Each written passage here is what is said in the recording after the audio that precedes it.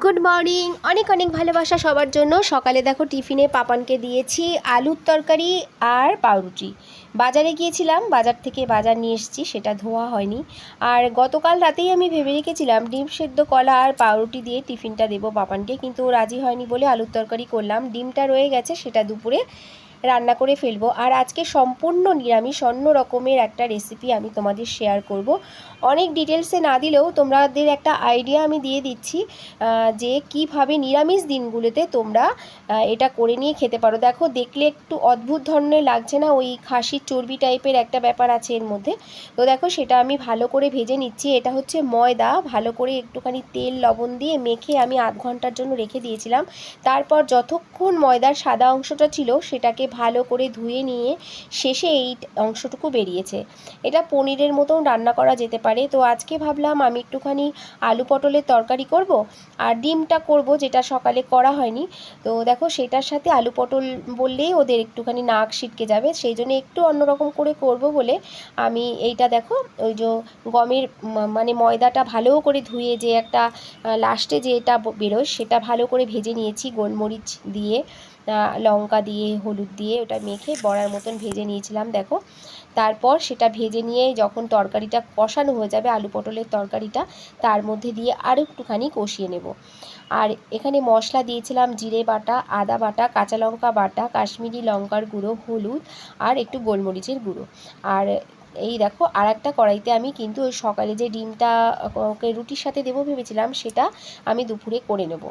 আর এটা দেখো দুপুরের জন্য করব। এটা আমি মার বাড়িতে যাওয়ার আগে রান্নাটা সেরে নিচ্ছিলাম। এটা দেখো কষা কষা করে দেব ডিমটা। আর ভেবেছিলাম মাছ আনবো, বাজারে যেহেতু গেছিলাম তো আনা হয়নি, এই ডিমটাই করে ফেলেছি। পরে অবশ্য হাজব্যান্ড মাছ নিয়ে এসেছিলো। আর নিরামিষ তরকারিটা ওটা আমার জন্য। আর এই যে পাপান যাচ্ছে মেসোতে, একটা অর্ডার দিয়েছিলাম সেটাকে কালেক্ট করতে। আর তারপরে দেখো ওই তরকারিটা যেটা ওই যে গমের ময়দার থেকে যেটা বেরিয়েছে সেটা দিয়ে দিয়েছিলাম।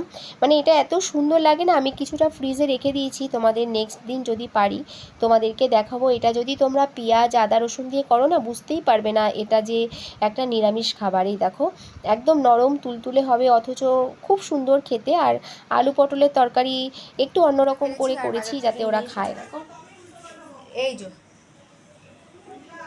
পমফ্রেট মাছ, পমফ্রেট মাছ নিয়ে এসছে। আর চালটাও চলে এসেছে এতক্ষণে, তো ভাতটা বসিয়ে দেবো। চালালা চাল দিয়ে গেছে। চলো দেখতে থাকো কী কী করি সারাদিনে। ও আর দেখো, এই সব বের করেছি, এগুলো এখন ধুতে হবে। কেন, পুজো আসছে তো অল্প অল্প করে করে রাখতেই হবে, কেন পুজোর আগে এগুলো ছাড়া হবে না। আর কাঁচাকুচি দেখো অর্ধেক হয়ে গেছে, আর অর্ধেক আবার রেখেছি, এগুলো ভিজিয়ে আবার কেচে মেলে দিয়ে আসবো। তো চলো দেখতে থাকো আজকে কী করি। তরকারিটা আমি করে ফেলেছিলাম আজকে দুপুরের জন্য। তো সেটা বলেছিলাম যে আমি আজকে ডিম করছি আর এই তরকারিটা হাজবেন্ডকে। তো দেখলেই তো, পমফ্রেট মাছ নিয়ে এসেছি অফিস থেকে আসার সময়। আমিও বাজার থেকে নিরামিষ তরকারি এনেছি, আমি আজকে মাছ আনিনি। আর এটা তো করেই ফেলেছিলাম। নিরামিষ দিনগুলোতে যখন দেখো আমরা মাছ হয় না, বা শনিবার অনেকে নিরামিষ খায়, বৃহস্পতিবার, সেই সব দিনগুলোতে এই ধরনের তরকারি করলে অনায়াসে ভাত উঠে যাবে। এরকম অনেককে আমি বলতে শুনেছি যে নিরামিষ হচ্ছে কি দিয়ে ভাত খাবো, কিন্তু এরকম নয়। কিছু কিছু খাবার এমন আছে না নিরামিষ, যেটা দিয়ে পুরো ভাত আর কিছু লাগেই না, এটা দিয়ে উঠে যায়। তো আমি এই তরকারিটা মাঝে মাঝে করি, কখনো শেয়ার করা হয়নি, আজকে তোমাদের মধ্যে শেয়ার করলাম। যদিও রেসিপিটা শেয়ার করিনি, একটা আইডিয়া দিলাম এরকম করে রান্না করলে নিরামিষ দিয়েও খাওয়া যায়। আমি কিন্তু নিরামিষই খাই সব সময়ের জন্যই, এবং ভালোই লাগে খেতে। আর এই যে হাজব্যান্ড তো অফিস থেকে আসার পর একটু চা খায়, তো পাউরুটির পেছনটা যেটা বেঁচে গেছিলো সেটা দিয়ে একটু চা দিলাম। তারপরে মশলাটা করে নেব, যে মাছটা নিয়ে এসেছে সেটা নুন হলুদ মাখিয়ে রেখেছি, একটু কালো সর্ষে, কাঁচা লঙ্কা আর কাঁচা বাদামটা বেটে নেব। এইভাবেই করব। সর্ষের পরিমাণটা একটু কম দিই, তার কেননা ছেলে খাবে তো, তো সেই কথা মাথায় রেখে। আর ওর বাবাও খুব একটা সর্ষের জিনিস পছন্দ করে না। আর এই যে মাছটা তুলে রেখেছিলাম দেখো, মানে নুন হলুদ দিয়ে সেটা তুলে নেব। এবার তুলে রেখেছিলাম না, মাখিয়ে রেখেছিলাম। আর এই যে সর্ষে সমস্ত মশলাটা দিয়ে এর মধ্যে যেরকম করে আমরা ইলিশ মাছ করি সেম প্রসেসে আমি করব, শুধু বাদামটা আমি এখানে একটু এক্সট্রা অ্যাড করেছি। আর কাঁচা তেল দিয়ে এরকম করে ম্যারিনেট করে রেখে দেবো আধ ঘন্টা মতন। অন্যান্য কাজগুলো সেরেছিলাম আমি, যেগুলো ঝাড়পোছ ছিল, পুরনো জামা প্যান্ট গাঁঠি করছিলাম। আর তারপর আধ ঘন্টা হয়ে যাবার পর যে পকোড়াগুলো ভেজে নিয়েছিলাম, সেই কড়াইটায় তেল ছিল, অল্প একটু তেল দিয়েছি, দিয়ে কালো জিরে দিয়ে ওই মাছটা যে ম্যারিনেট করে রেখেছিলাম সেটা দিয়ে ঢাকা দিয়ে দেবো ওই 15-20 মিনিটের মতন। তারপরে ওপরে একটুখানি ধনেপাতা ছড়িয়ে দিলে খুব ভালো হয়, কিন্তু ধনেপাতা ছিল না আমার। তারপর আমি রেস্ট করছিলাম, দেখো হঠাৎ করে দেখি বিকেলের দিকে এই দেখো দাদার ছেলেটা আর মেয়েটা চলে এসেছে হঠাৎ করে।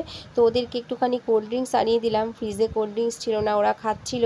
তারপর দেখো আমার অন্য কাজগুলো। আর আজকে দেখো পাপানকে ফল দিতেই ভুলে গেছিলাম, তাই জন্য একটা লেবু ওকে কেটে দিলাম। আর দাদার ছেলে মেয়েগুলো চলে গেছে। তারপর আমি এই যে দেখো গাছটাকে একটু পরিষ্কার করে নিলাম, মানি প্ল্যান্ট, তারপরে টুক করে ঘরটা একটু ঝাড় দিয়ে দিলাম, যেটা টুকটাক থাকে সন্ধ্যাবাতি দেওয়ার আগে। তো জামা প্যান্ট এটার মধ্যে এগুলো দেখো, যেগুলো লাগবে না সেগুলো সব আলাদা আলাদা করে রেখেছি।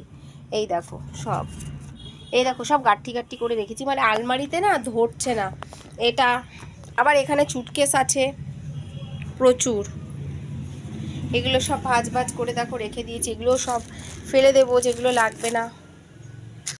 আজকে এতটাই সারতে পেরেছি, ঘরে বাইরে একা হাতে সব কিছু, ইচ্ছাও করে না সব সময়। এবার একটু বসবো, মায়ের বাড়িতে যাব, সন্ধ্যাবাতি দেব, আর আজকের ভিডিওটা শেষ করে দেব। প্লিজ আমার বন্ধুদের বলবো একটা লাইক দিতে ভুলো না তোমরা। তোমাদের সাথে দেখা হবে নেক্সট ব্লগে। ততক্ষণ সবাই ভালো থেকো, সুস্থ থেকো, সাবধানে থেকো। অনেক ভালোবাসা সবার জন্য। Tata, by.